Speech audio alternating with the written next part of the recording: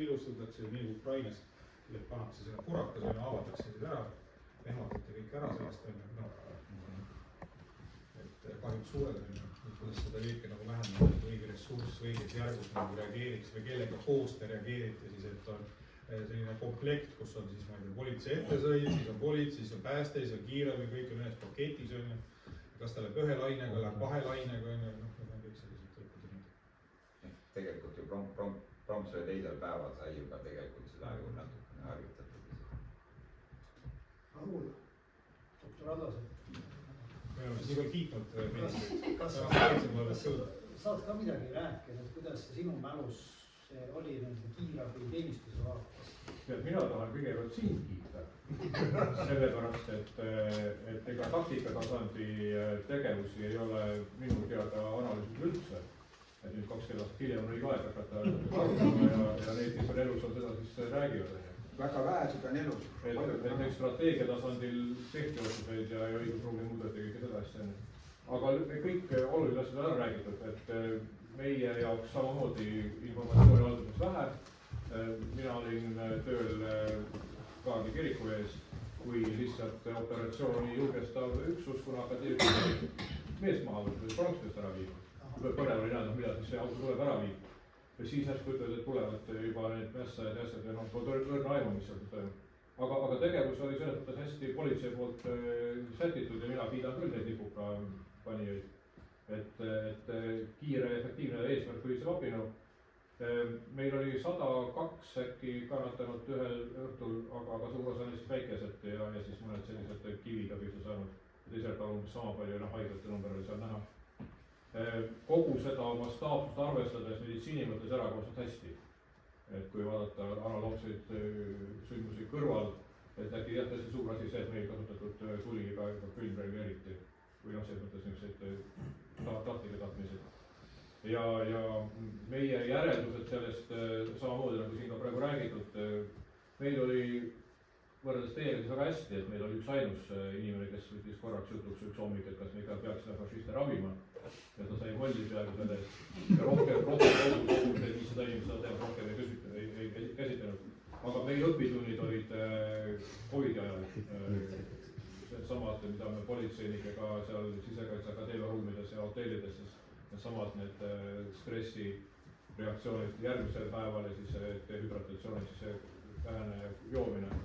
Et meie tegime seda oma inimestega COVID-i ajal ja see, et me briifisime kriitilisel hommikul oma, COVID kestis oli kauem, et seesama, et ärevust alla suruda, me briifisime. Aga muidugi üks asi, mis tuleb nagu aru saada selle pronksiöö kohal, et siis ei olnud sotsiaalmeediat. Et inimeste omavaheline kommunikatsioon oli hoopis teistsugune, miks ka meie ei teadnud, midagi toimus. Päästades meil juba taega telekohad, meil oli linn vedas omavaheline, üks ringi ega meida töödega üldse. Ja alles siis, kui uudise saated hakkasid üle kandma, siis nagu sai midagi aru või SMS-i keegi saatis. Et täna on olukord hoopis teine, sest SMS-i, fake news'i, ähvardusi, kõik kordi rohkem. Ja sellele peab panustama, et see töötaja, kes peab tööl olema, et on see lojaalsus oleks alles, et see on hästi oluline järeldus meie jaoks. Aga kindlasti ma oleks igatsenud selliseid sisulisi analüüse, kas siis järgmisel nädalal või kuul, aga siis me kõik olime muud asjadega viimatud, et terve suure aitäh sulle sellest.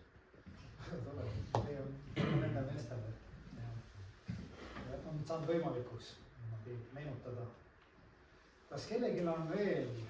Üks kiire küsimus, härra Viilissale, et kas too aeg, ma mäletan, mingi müüti midagi, kas too moment saaditi ka mingid inimestele sõnumid, et ärge alluge provokatsioonidele ja nii edasi? Oli küll. Saadeti sõnumid, et mitte sinna territooriumile või sinna kesklinna minna. Võite kesklinnast eemale.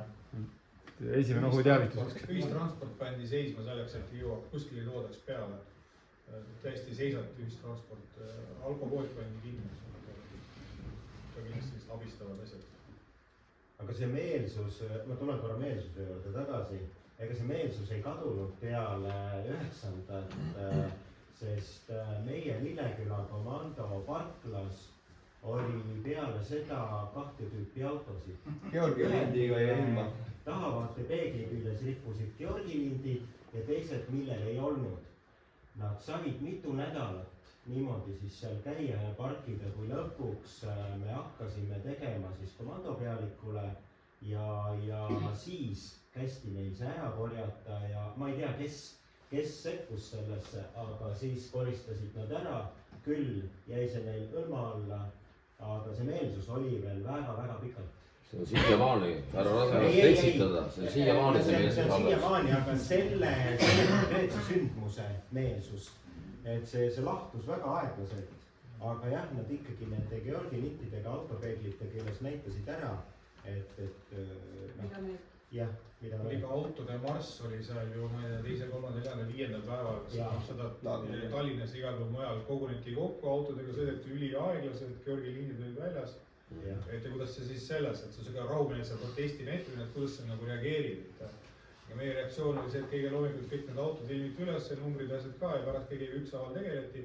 Või siis hakati järjest maha võtma ja liikluseriüksus oli enne nagu tegutsemise võib olla ka väga robustne. Oskavad vastavalt adekvaatselt käituda, siis tavaliselt mitte midagi muud ei leiti.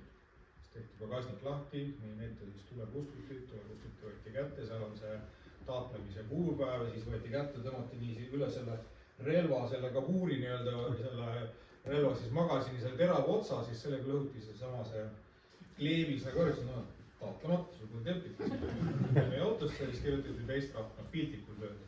Sellise asju leiti kogu aeg lihtsalt, et seda maha suruda ja lihtsalt ka selliseid karmi sanktsioone nagu täna. Mis võib-olla ei ole õige võtta, et tänapäeva nii sellitakse. Aga mul on küsimus selle kohta, et siin on kogu aeg läbi kõlanud nii läbi teie suu, et me nagu, et tunnete nagu ennast süüdi, et me kasutasime nagu liigset jõudu. On keegi teile mingit etteheidet? Minu meelest on vähe veel kasutus, et jumala õige. Tänapäeval on kõik telefonid filmivad, postitavad sotsiaalmeedias kohe ja siis on selles tohutu massiga see pealt võitlema. Tänapäeval küll, aga ma mõtlen, et kas tolle aegset tegutsemist on teil keegi ette heitnud? Väga õige.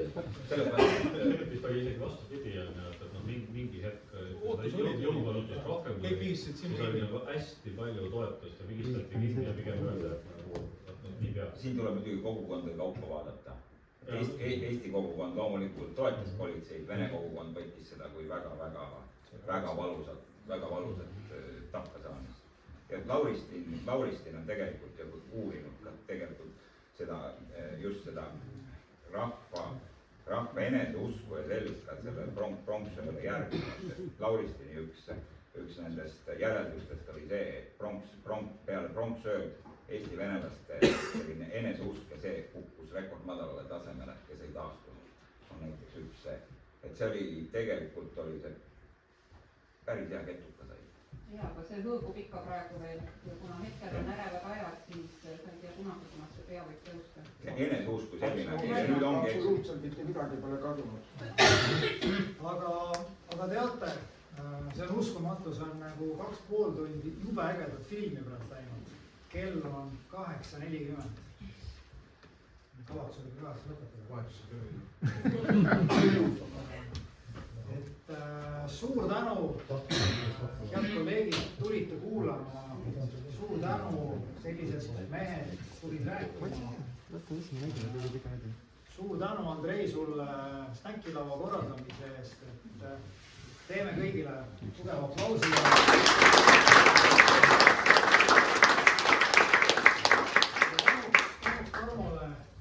Üks Kopli ÖPK poolt üks äge särk, kui jääb väikseks, anna märku.